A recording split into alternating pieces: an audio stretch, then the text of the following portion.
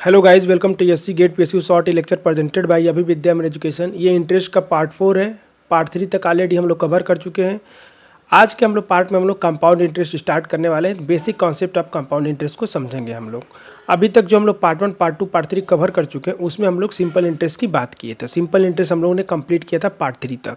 तो जिन लोगों से पार्ट 1, पार्ट 2, पार्ट 3 मिस हो गया वो पहले पार्ट 1, पार्ट 2, पार्ट 3 देख ले, मतलब कि सिंपल इंटरेस्ट का कॉन्सेप्ट को समझ ले। उसके लिए लिंक नीचे डिस्क्रिप्शन में दिया हुआ है, आप वहाँ से जाके इजीली देख सकते। जब एक बार आप सिंपल इंटरेस्ट को समझ जाएंगे तो कंपाउंड इंटरेस्ट समझने में आपको हेल्प मिलेगी। कैसे कि देखो, जो कंपाउंड इंटरेस्ट होता है बच्चों, सिंपल इंटरेस्ट से थोड़ा सा डिफरेंट होता है। ठीक है, तो जो डिफरेंस दोनों के बीच में वो चीज़ को आप समझ पाओगे और क्वेश्चन में इजीली अप्लाई कर पाओगे। क्योंकि कुछ लेक्चर के बाद हम लोग सिंपल इंटरेस्ट और कंपाउंड इंटरेस्ट दोनों को मिक्स करके क्वेश्चन सॉल्व करेंगे।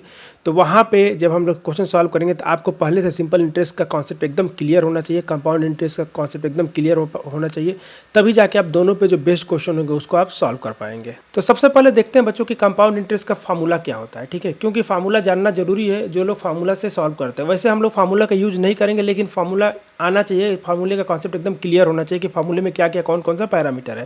तो इसका जो फार्मूला होता है बच्चों, अमाउंट, इस फार्मूले से हमेशा अमाउंट निकलता है। Amount equal to principal 1 plus rate of interest divided by 100 के पावर टाइम पीरियड। तो यहाँ पे ए फॉर अमाउंट है, पी फॉर प्रिंसिपल है, R for rate of interest है, टी फॉर टाइम है। ठीक है, तो ये जो फार्मूला देता है बच्चों, ये जो कंपाउंड इंटरेस्ट का जो फार्मूला देता है, ये अमाउंट देता है। क्या देता है? अमाउंट देता है, ध्यान रखना। ठीक है, अमाउंट देता है। यहाँ से प्रिंसिपल, यहाँ से इंटरेस्ट नहीं निकलता है।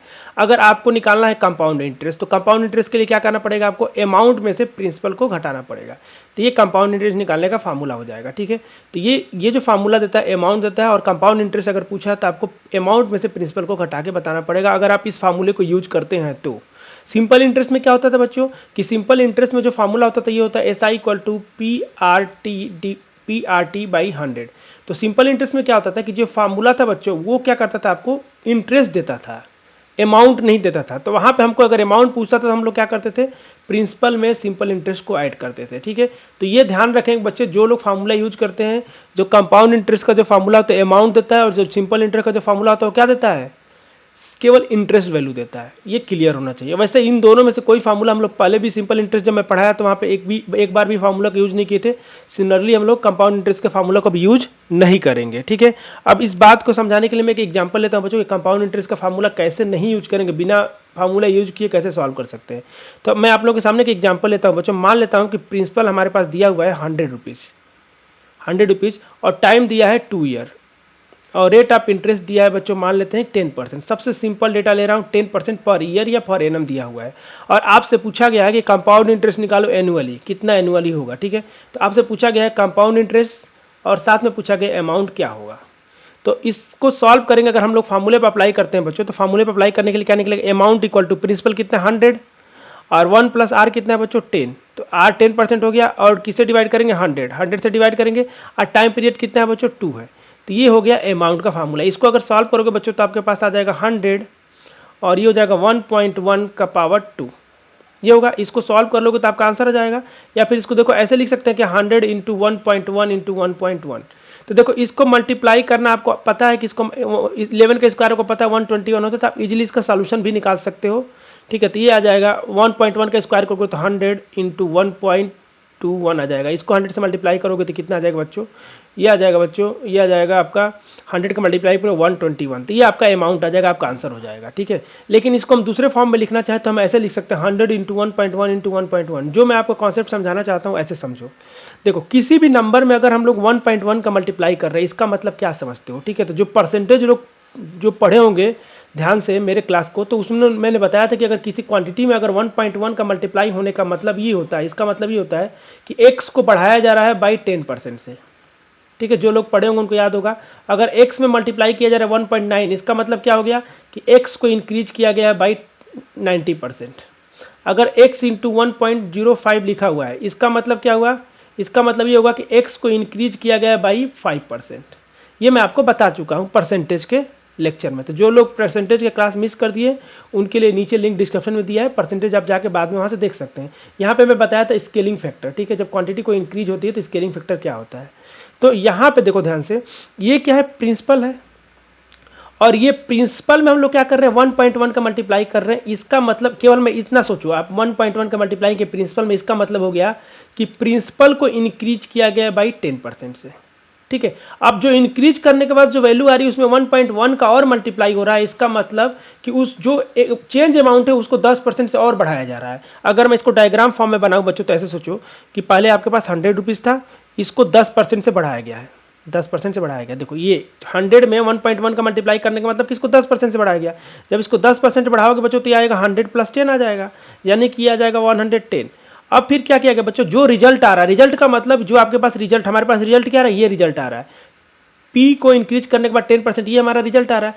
अब रिजल्ट में 1.1, ये देखो यहाँ पर रिजल्ट, ये पूरा का पूरा रिजल्ट है, इसमें 1.1 का मल्टीप्लाई हो रहा है। इसका मतलब इसको फिर से 10% से बढ़ाया गया, मतलब इसको 10% से बढ़ाएंगे। जब इसको 10% से बढ़ाएंगे बच्चों तो 110 है, 110 को 10% से बढ़ाओगे, या फिर ऐसे सोचो कि 100 को 10% से बढ़ाओगे, जो था वो तो पहले रहेगा ही, तो 110 तो पहले रहेगा ही। और उसके बाद इसका 10% इंक्रीज करने का मतलब क्या हो गया कि 110 का 10% इंक्रीज करने का मतलब 11 हो जाएगा। अब इसको ऐड करोगे तो आ जाएगा 121। तो देखो ये 100 से 121 हो रहा है कि नहीं हो रहा है, तो क्वांटिटी क्या हो रही है 100 से 121, तो ये आ गया आपका अमाउंट आ गया। क्या आ गया आपका अमाउंट आ गया। ठीक है, अब सोचो खुद ही कि कोई क्वांटिटी 100 से 121 हो रहा है और 2 बार 10% बढ़ा है, या फिर हम एक इसको डायरेक्टली चेंज देखें यहाँ से यहाँ तक कितना बढ़ा है, तो आप सोच सकते हो कि कोई क्वांटिटी 100 से 121 होने का मतलब कितना हो रहा है, 21% से बढ़ रही है। अब यहाँ पर नोटिस करो कि 10% एक बार चेंज हुआ है, 10% दोबारा चेंज हुआ है, और दोनों मिलकर 21% हो जा रहा है। तो कितने लोग बोलेंगे सर यहाँ पे तो कंसेक्यूटिव चेंज हो रहा है, कंसेक्यूटिव चेंज हो रहा है कि नहीं हो रहा है। आप खुद सोचो कंसेक्यूटिव चेंज क्या होता है कि कोई नंबर को एक बार चेंज करते हैं, जो चेंज वैल्यू, जैसे ये नंबर है, इसको चेंज करने के बाद ये आ गया, अब इस चेंज पे चेंज कर रहे हैं ना 10%, इसका पूरे का 10% निकाल रहे हैं, तो कंसेक्यूटिव चेंज या सक्सेसिव चेंज क्या होता है, चेंज के ऊपर चेंज। ठीक है, तो ये हो गया कंसेक्यूटिव चेंज। यानी कि हम बोल सकते हैं बच्चों कि कंपाउंड इंटरेस्ट जो होता है सक्सेसिव चेंज पे बेस्ड होता है, सक्सेसिव चेंज पे बेस्ड होता है। ठीक है, जो एक बार अमाउंट था उसको चेंज किए, चेंज करने के बाद जो है उस पर चेंज कर रहे हैं, तो ये क्या है, सक्सेसिव चेंज है। अगर फर्दर 10% और निकालना होता तो इस पे निकालते, टोटल पे जितने अमाउंट आ रहा है, तो इस पे 10% निकाले, तो इसका मतलब ये कंसेक्यूटिव चेंज हो रहा है। क्लियर है, यहाँ तक एकदम समझ में आ गया। जिन लोगों को नहीं पता कि कंसेक्यूटिव चेंज और सक्सेसिव चेंज क्या होता है, मैं परसेंटेज लेक्चर में ये ऑलरेडी कवर कर चुका हूँ, आप वहाँ से रेफरेंस ले सकते हैं। अभी के लिए इतना ध्यान रखो, जब लेक्चर खत्म कर लेना आप, तो परसेंटेज का अगर वीडियो नहीं देखो तो एक बार उसको देख लेना, उसके लिए लिंक नीचे डिस्क्रिप्शन में दिया हुआ है, तो एकदम आपको कॉन्सेप्ट क्लियर हो जाएगा कंसेक्यूटिव चेंज क्या होता है। तो थोड़ा सा मैं आप लोगों को रिव्यू दे देता हूँ कि कंसेक्यूटिव चेंज का मतलब क्या होता है। कंसेक्यूटिव चेंज सीसी लिख रहा हूँ, या फिर सक्सेसिव चेंज बोलते हैं हम लोग, सी सक्सेसिव चेंज। ये क्या होता है कि A% दिया है एंड B%, कोई 2% है, इनका सक्सेसिव निकालना है, तो क्या फार्मूला होता है, A + B + AB/100, ये आपका फार्मूला होता है। जैसे इस क्वेश्चन में क्या था, 10% 2 बार था, तो इस फार्मूले के हिसाब से क्या करते हैं, 10 + 10 + 10 × 10 डिवाइडेड बाई 100, तो ये जो आ जाएगा बच्चों 21% आ रहा है। तो ये सक्सेसिव चेंज हो रहा था। अब देखो इसको, अगर आप लोग को परसेंटेज का लेक्चर कंप्लीट किया तो आपको पता होगा कि मैं बोला था कि 10 का 2 कंसेक्यूटिव कितना होता है बच्चों, 10 का 2 इंक्रीमेंट कितना होता है, 21% होता है। याद रखना है, मैं आपको बोला था कि 20 का इंक्रीज फिर 20 का इंक्रीज, 2 बार 20% का कंसेक्यूटिव चेंज करेंगे तो ओवरऑल कितना होगा, 44% होता है, इंक्रीज होता है। ये मैं आप लोग को बता चुका हूँ। ठीक है, और आप लोग को ये भी याद होगा कि 10 का 3 कंसेक्यूटिव कितना चेंज होता है, 10 का 3 बार इंक्रीज करेंगे तो कितना आएगा, 33.1% आएगा। ये मैं बोला था, ये आप लोग को याद रखना, बार बार यूज होगा, ये सच में एग्जाम में यूज होता है। ठीक है, तो ये डेटा आपका याद रहना चाहिए। क्लियर है, तो ये कंसेक्यूटिव का कॉन्सेप्ट में थोड़ा सा आप लोग को रिव्यू दे दिया। अगर आपको डिटेल में पढ़ना है तो इसके लिए आपको परसेंटेज के टॉपिक को क्या करो, रिफर करो, नीचे लिंक डिस्क्रिप्शन में दिया हुआ है। अब जो बच्चों हम लोग सीखे हैं उसको क्वेश्चन पे अप्लाई करते हैं। देखो ये एग्जांपल मैंने लिया है कि एक प्रिंसिपल दिया है 2000, टाइम दिया है 2 ईयर, और रेट ऑफ इंटरेस्ट दिया 20% पर एनम, और आपसे पूछा है कंपाउंड इंटरेस्ट और अमाउंट। ठीक है, अगर इस क्वेश्चन में सिंपल इंटरेस्ट पूछा होता तो आप डायरेक्ट बोलते कि 1 साल में 20% बढ़ रहा है, तो 2 साल में कितना बढ़ेगा, 40%, तो इसकी 40% की वैल्यू निकाल लेते, आपका आंसर हो जाता सिंपल इंटरेस्ट। अगर पूछता तो फिर भी यहाँ पे मैं निकाल दे रहा हूँ, सिंपल इंटरेस्ट अगर पूछता तो आप क्या करते, डायरेक्ट आप बोलते, क्योंकि हम लोग कर चुके हैं 2000 को कितने से करते, 40% से इंक्रीज कर देते, तो 40% की वैल्यू कितनी आ जाती है इसकी, ये हो जाती 10% की वैल्यू 200, तो 40% की वैल्यू कितनी होती, 800 हो जाती। तो यहाँ पर जो आंसर हो जाता है ये हो जाता प्रिंसिपल, और ये हो जाता है इंटरेस्ट। अगर यहाँ पे सिंपल इंटरेस्ट पूछा होता तो, और अमाउंट पूछा होता तो क्या हो जाता है, ये टोटल दोनों का सम, तो ये हो जाता है 2800, ये आपका अमाउंट हो जाता है। लेकिन बच्चों क्वेश्चन में आपसे पूछा कि कंपाउंड इंटरेस्ट की बात करें तो कंपाउंड इंटरेस्ट को समझते हैं, तो हमको पता है कि सर 20% बढ़ रहा है पर एनम और 2 साल बढ़ा है, यानी कि देखो जो अमाउंट यहाँ रहा होगा उसको हम लोग पहले 20% से बढ़ाए होंगे। वो जो अमाउंट का मतलब कि यहाँ पे क्या रहा होगा 2000, फिर वो जो आया होगा उसको फिर 20% से बढ़ाए होंगे जो रिजल्ट आया होगा, और फिर यहाँ पे जो आया होगा वही आपसे पूछा है अमाउंट। तो ये 2020 दो बार इंक्रीज करने का मतलब हम लोग 2020 के कंसेक्यूटिव निकाल लेते हैं। तो 2020 के कंसेक्यूटिव निकालेंगे तो क्या होगा 20 इंटू 20 डिवाइडेड बाई 100। तो ये आपका यहाँ से कितना आ जाएगा 44%। तो आप डायरेक्ट बोलोगे सर कि डायरेक्ट हम 2000 लेंगे और उसको 44% से क्या करेंगे, बढ़ा देंगे। तो 44% पर इसका 44% निकालना कितना आसान है। देखो अगर ये 100 रहता तो 44% कितना होता 44, ये 1000 हो गया तो 1000 का 44% कितना होगा 440। अब 1000 का डबल है तो 440 का डबल कर देंगे तो कितना हो जाएगा 880, यानी कि 2000 ये प्रिंसिपल तो रहेगा ही रहेगा और साथ में इसमें 880 रुपये क्या हो जाएगा इंटरेस्ट आपका ऐड हो जाएगा। तो ये हो जाएगा आपका बच्चों, ये हो गया आपका, यहाँ से आंसर आ जाएगा 2880 रुपया हो जाएगा अमाउंट। ये आ गया आपका अमाउंट। क्लियर है। अब देखो बच्चों अगर इसको हम लोग सिंपल इंटरेस्ट से कंपेरिजन करें तो सिंपल इंटरेस्ट में 2800 आ रहा था और कंपाउंड इंटरेस्ट में 2880 आ रहा है। ये 80 रुपया ज़्यादा आ रहा है। 80 रुपया ज़्यादा आने का ये क्या लॉजिक है बच्चों कि जो पहले साल यहाँ पे इंटरेस्ट मिला होगा उस पर और इंटरेस्ट मिल रहा है, इसलिए तो 80 रुपया ज़्यादा मिल रहा है। ये मान लो मेथड 1, ये मेथड 1 हो गया सॉल्व करने का। अब मेथड 2 जो बता रहा हूँ इसको ध्यान से समझेंगे। मेथड 2 को देखना, अगर ये 2000 है बच्चों तो हमको पता है कि 20% से बढ़ाएंगे। जब 20% से बढ़ाएंगे बच्चों तो इसका 20% कितना होगा, 20% कितना होगा 10% 200 होगा तो 20% 400 होगा, यानी कि यहाँ पे जो हमारा जो मेन अमाउंट हो जाएगा 2000 प्लस 400 और ये हमारा प्रिंसिपल रहेगा और ये रहेगा इंटरेस्ट। ये हमारा आ गया 1 साल के बाद। अब ध्यान से समझना, यहाँ टोटल आ गया 2400 रुपये। अगर 1 साल के बाद इंटरेस्ट पूछता तो 2400 बोलते। ये हमने 1 साल का निकाला। अब दूसरे साल के निकालने के लिए क्या करना पड़ेगा, इस अमाउंट को 20% से बढ़ाना होगा। इस अमाउंट से 20% बढ़ाने का मतलब ये हो गया बच्चों कि ये जो अमाउंट था ये तो पहले रहेगा, उसका 20% निकाल के ऐड करेंगे तो अमाउंट कितना अभी हो चुका है 2400 हो चुका है। तो यहाँ पे 2400 रहेगा ही रहेगा। अब इसका 20% निकाल के ऐड करना है बच्चों। तो 20% निकाल के ऐड करने का मतलब ये हो गया बच्चों कि 2400 का 10% कितना होगा 240, तो 20% कितना होगा 480। तो इसमें 480 क्या हो जाएगा ऐड हो जाएगा। क्लियर है। अब इन दोनों का जो सम होगा बच्चों ये हो जाएगा 2880 रुपीज़ और ये जो टोटल आएगा बच्चों क्या आएगा अमाउंट आ गया। तो ये हमारे पास अमाउंट निकल गया और हमको प्रिंसिपल ये पहले से पता है। तो अगर हमको यहाँ पे कंपाउंड इंटरेस्ट निकालना हो तो क्या करोगे, इसका डिफरेंस ले लोगे, मतलब कि 2880 का माइनस 2000, तो यहाँ से आ जाएगा 880। ये आ गया हमारा कंपाउंड इंटरेस्ट। या तो आप इस मेथड को फॉलो करो या तो आप इस मेथड को फॉलो करो, दोनों में से कोई भी मेथड अगर फॉलो करोगे तो आपका आंसर क्या आएगा सही आएगा। एक काम करता हूँ बच्चों, मेथड 2 का एक अपडेटेड वर्जन बता देता हूँ। आपको इतना लिखने की जरूरत नहीं, डायरेक्ट आप ऐसे सोच सकते थे। देखो ये फर्स्ट ईयर लिख लो, यहाँ पे सेकेंड ईयर लिख लो। अब फर्स्ट ईयर में कितना इंटरेस्ट मिलेगा बच्चों, तो प्रिंसिपल का 20%, प्रिंसिपल 2000 है तो इसका 20% कितना होगा 10% 200 होगा तो 20% कितना होगा 400। तो पहले साल आपको ब्याज मिलेगा, दूसरे साल भी इतना ही मिलेगा, लेकिन दूसरे साल एक्स्ट्रा और मिल रहा है। एक्स्ट्रा क्या मिल रहा है, जो पहले साल जो इंटरेस्ट मिला होगा दूसरे साल उसका भी इंटरेस्ट मिलेगा, यानी इसका 20% और क्या हो जाएगा इसमें ऐड हो जाएगा। तो इसका 20% निकालोगे तो कितना हो जाएगा 80 आ जाएगा बच्चों। तो अगर फर्स्ट ईयर के बाद देखोगे तो इतना इंटरेस्ट आएगा, सेकेंड ईयर के बाद देखोगे तो टोटल इंटरेस्ट कितना हो जाएगा, तो टोटल कंपाउंड इंटरेस्ट हो जाएगा बच्चों इन सारे का सम। तो सारे का सम का मतलब 400 प्लस 400 प्लस 80, तो ये आ जाएगा आपका 880 आपका कंपाउंड इंटरेस्ट आ जाएगा। तो डायरेक्ट आप जरूर नहीं कि आप ऐसे लिखो, डायरेक्ट ऐसे टेबल फॉर्म में भी लिख के आप निकाल सकते हो आंसर को। ठीक है, एक काम करता हूँ, एक और एग्जांपल ले लेता हूँ तो ये टेबल फॉर्म और क्लियर हो जाएगा। मुझे ऐसा लगता है कि देखो ये टेबल फॉर्म ज़्यादा इजी रहेगा इस वाले से। ठीक है, तो टेबल फॉर्म का एक और एग्जांपल ले लेता हूँ ताकि आपका एकदम कॉन्सेप्ट क्लियर हो जाए। ये एक एग्जांपल लिया बच्चों मैंने, प्रिंसिपल 1000 लिया है, टाइम 3 ईयर लिया है, रेट ऑफ इंटरेस्ट 10% लिया है, कंपाउंड इंटरेस्ट आपसे पूछा गया, अमाउंट पूछा गया है। ये डेटा मैं जानबूझ के आसान ले रहा हूँ, वैसे आपके एग्जाम में तो आसानी आते हैं, लेकिन जब प्रैक्टिस करेंगे तो वहाँ पे मैं टफ डेटा भी लूँगा। ठीक है, जैसे नेक्स्ट पार्ट जब हम बनाएंगे तो उसमें जब क्वेश्चन कुछ प्रैक्टिस करेंगे तो ये डेटा टफ लेंगे। मैं जानबूझ के इजी डेटा लेता हूँ ताकि आपका कॉन्सेप्ट क्लियर हो जाए। जब एक बार आपका कॉन्सेप्ट क्लियर हो जाएगा तो आपको कोई भी डेटा दे, टफ डेटा दे, इजी डेटा दे, आप इजीली कैलकुलेट कर पाओगे। ठीक है, तो देखो 1000 रुपीज़ है, 3 ईयर के लिए निकालना है, 10% पर एनम। यहाँ पे मैंने टाइम को भी क्या किया इंक्रीज कर दिया। अभी तक 2 ईयर के लिए निकालने, तभी हम लोग 3 ईयर के लिए निकाल रहे हैं। जब 3 ईयर के लिए निकालेंगे तो कैसे निकालेंगे बच्चों, सोचो ऐसे 10% 3 साल तक बढ़ा होगा तो यहाँ पे कुछ अमाउंट होगा, फिर उसको 10% बढ़ाए होंगे, फिर वो अमाउंट बना होगा, फिर उसको 10% से बढ़ाए होंगे, फिर वो कुछ बना होगा, फिर उसको 10% से बढ़ाए होंगे। ऐसे 3 बार किए होंगे, जो रिजल्ट आ रहा होगा ये क्या आएगा अमाउंट आएगा, और यहाँ पे प्रिंसिपल क्या रहा होगा 1000 रहा होगा। तो हमको पता है कि 10-10% 3 बार बढ़ाने से अच्छा है कि हमको 10-10 का 3 कंसेक्यूटिव निकाल ले। सबको पता है कि 10-10 का 3 कंसेक्यूटिव कितना होता है बच्चों, 33.1%। ये बार बार हम लोग कई बार डेटा में बोला हूँ, रट लो। अगर जिनको नहीं पता 10-10 का पहले एक साथ निकालोगे तो कितना आएगा, 21% आएगा।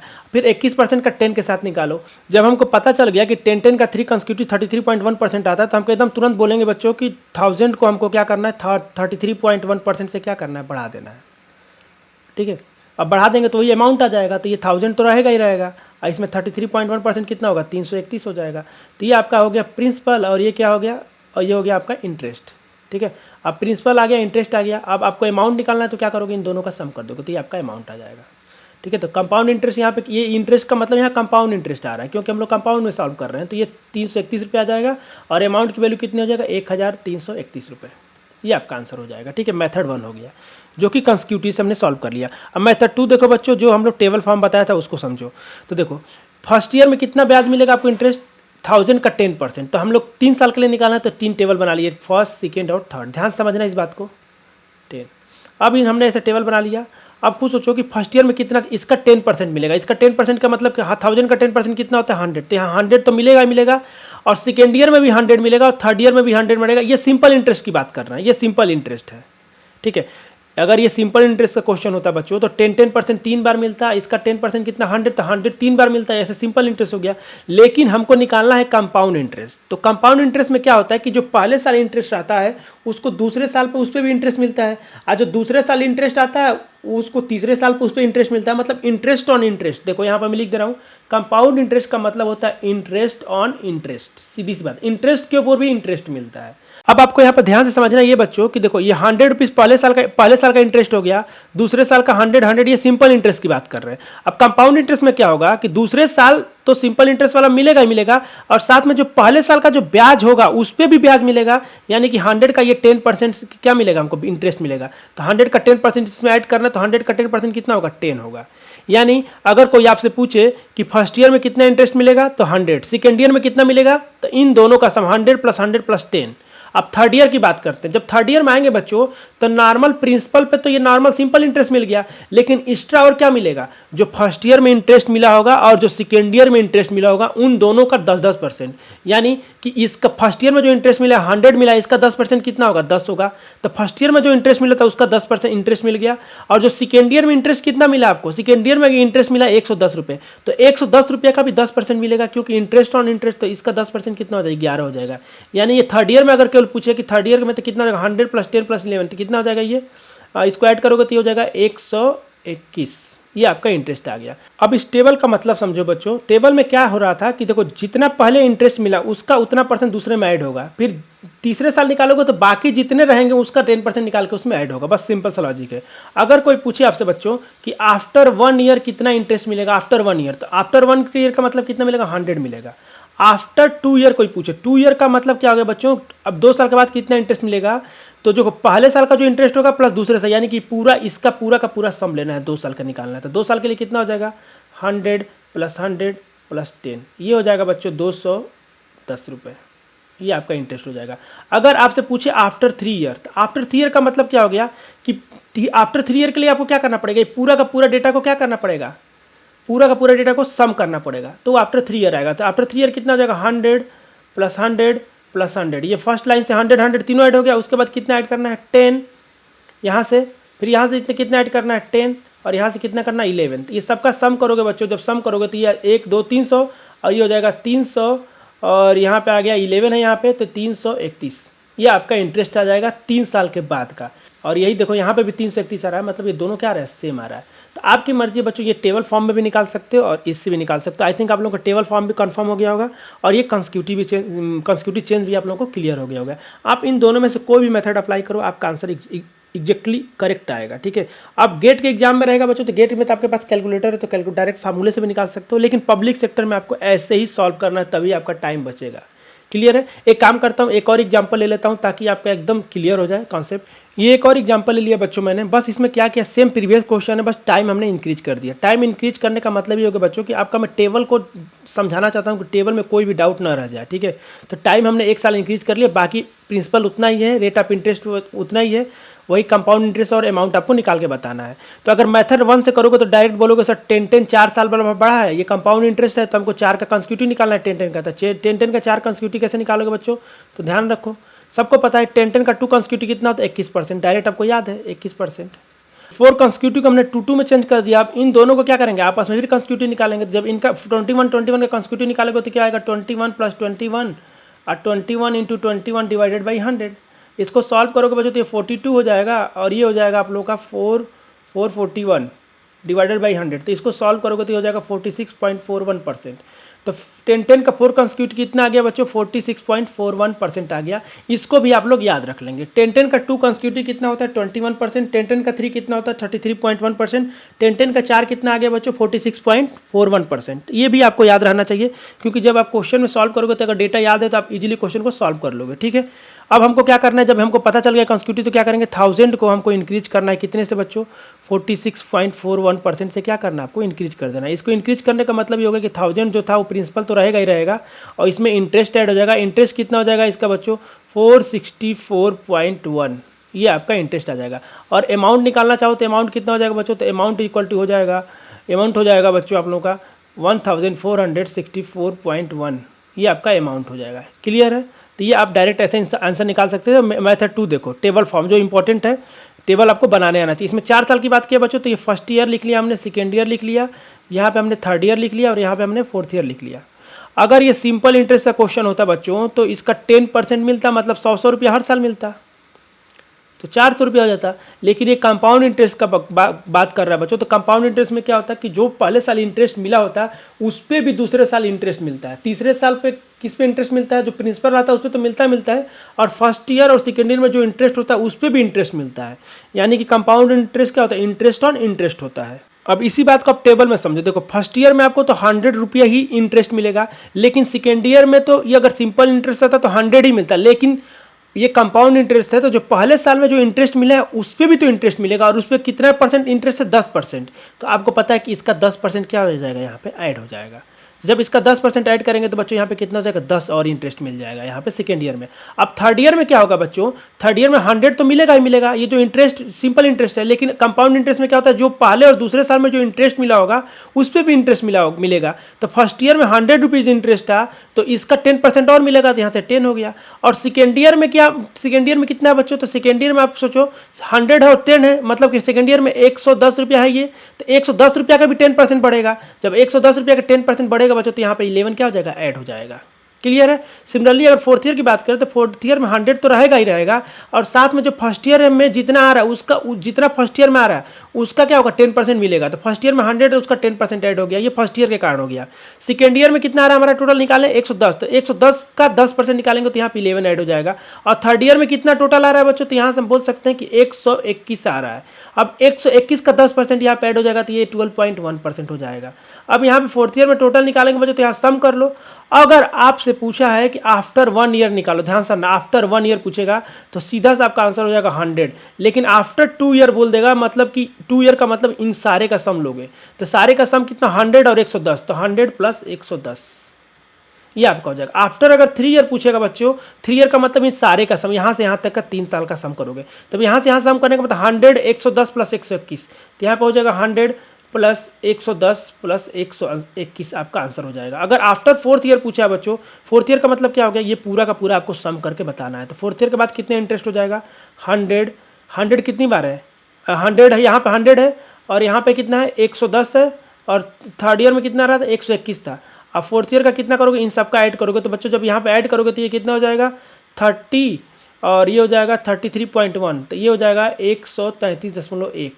जब इनका टोटल सम कर दोगे बच्चों तो वो जो आएगा कंपाउंड इंटरेस्ट आ जाएगा 4 साल के बाद। तो जब पूरा सम करोगे बच्चों तो आ जाएगा 464.1, ये आ जाएगा आपका कंपाउंड इंटरेस्ट, ठीक है, आफ्टर 4 ईयर। और यही देखो यहाँ पे भी आया हुआ है, कंपाउंड इंटरेस्ट कितना आ रहा है 464। ये इंटरेस्ट का मतलब यहाँ पे कंपाउंड इंटरेस्ट है, क्योंकि हम लोग कंपाउंड इंटरेस्ट की बात करें तो 464 4.1। तो आप ऐसे निकालो या फिर टेबल बना के निकालो, आपकी मर्जी है, जैसे भी आप निकालोगे आपका आंसर आएगा। ठीक है, टेबल में बस आपको याद रखना है कि जब सेकेंड ईयर का निकालोगे, जब यहाँ पे डेटा लिखोगे तो इसका ब्याज भी इंटरेस्ट ऐड होगा, थर्ड ईयर में लिखोगे तो इन सबका इंटरेस्ट ऐड होगा, फिर फोर्थ ईयर लिखोगे तो इधर जितने उनका इंटरेस्ट ऐड होगा। ऐसे सोचो, बस काम आपका बन जाएगा। आई थिंक आप लोगों का कंपाउंड इंटरेस्ट का कॉन्सेप्ट क्लियर होगा। अगर थोड़ा भी डाउट है तो कोई दिक्कत नहीं, नेक्स्ट पार्ट में जब हम लोग कुछ क्वेश्चन सॉल्व करेंगे तो आपका एकदम कॉन्सेप्ट क्लियर हो जाएगा। मैं 100% श्योर हूँ बच्चों कि अगर आप रेगुलर फॉलो करो और चीज़ों को समझो तो आपके लिए मैथ एकदम हलवा हो जाएगा, मतलब एकदम आसान लगने लगेगा आपको, इतना आसान लगने लगेगा कि जैसे लगेगा कि मतलब मैथ ही पढ़ूँ। सिंपल इंटरेस्ट से कंपाउंड इंटरेस्ट किस तरह अलग है ये भी बात समझ में आया होगा। ठीक है, सिंपल इंटरेस्ट में क्या होता है बच्चों कि हर साल जो होता है अमाउंट, हर साल इंटरेस्ट वैल्यू कांस्टेंट रहती है, लेकिन कंपाउंड इंटरेस्ट में क्या होता है कि इंटरेस्ट के ऊपर भी इंटरेस्ट मिलता है, तो इसलिए हर साल इंटरेस्ट वैल्यू क्या होती है, बढ़ती चली जाती है। हर साल इंटरेस्ट वैल्यू क्या हो जाती है, बढ़ती चली जाती है, क्योंकि जो प्रिंसिपल पे मिलता है साथ में जो इंटरेस्ट प्रीवियस इंटरेस्ट रहता है उस पर भी क्या होता है, आपको इंटरेस्ट मिलता है। ये क्वेश्चन होमवर्क है बच्चों, और ये क्वेश्चन मैंने आरआरबी जेईई 2019 में लिया हुआ, एग्जाम में आया हुआ क्वेश्चन है। और ये जिन लोगों को कॉन्सेप्ट क्लियर होगा 10 सेकंड में आंसर निकाल के टिक करके बता देंगे। आपको क्वेश्चन को सॉल्व करना है और कमेंट करके आंसर बताना है, और कमेंट करने का तरीका आपको पता है, होमवर्क क्वेश्चन ऐसे लिखना है, अगर सी ऑप्शन सही है तो सी लिखना है, और सी के सामने जो अमाउंट आ रहा है उसको भी लिखना है। ठीक है, ऐसे लिख के कमेंट करके आपको आंसर बताना है।